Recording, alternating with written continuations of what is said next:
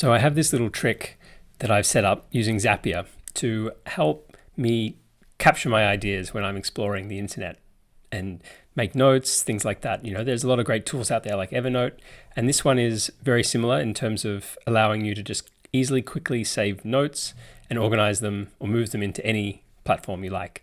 There's many ways that you could use this Zap, and I'm not going to show you right now how to make it, but I'll give you a quick overview of what I've done, and then in a follow-up video I'll show you how to make it. So basically there's a Zapier extension like this, and when I'm cruising the internet I can go to a page, see something that I'm interested in, like this article here, and I want to save this information so that I can come back to it later, maybe use it as, you know, stimulation to write a blog post or article or share it with someone, or however I want to use it. I just click on the little Zap extension. Here's a Zap that I've created, record ideas push button. I click that, and then I simply type in sort of the idea relating to this page. So it's about no meetings. So my idea is a, let's say, future of work article. How to run your business without an office, something like that. And then I save that. And then that gets pushed through Zapier and gets saved. Here it is. So this is an Airtable that I've set up for sort of some brainstorming ideas for content. And you can see here in Airtable, if you're familiar with it, it's the standard view is the grid view. And I've also created a gallery view. Again, very simple, this idea. It's just really a starting point for you to sort of think about. And here are some of the ideas that I've noted down. So this is the one that I just noted. Future of work article, how to run your business without an office. And then this is the link title, the website title, and the link to that. So I can just go straight to that, open it from here, and there's the article. Let's do that again. So here we go. Here's another interesting article. This is about context switching.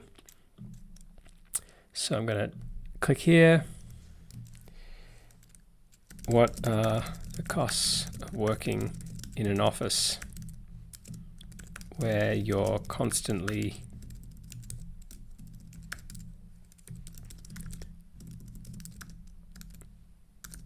interrupted? Send.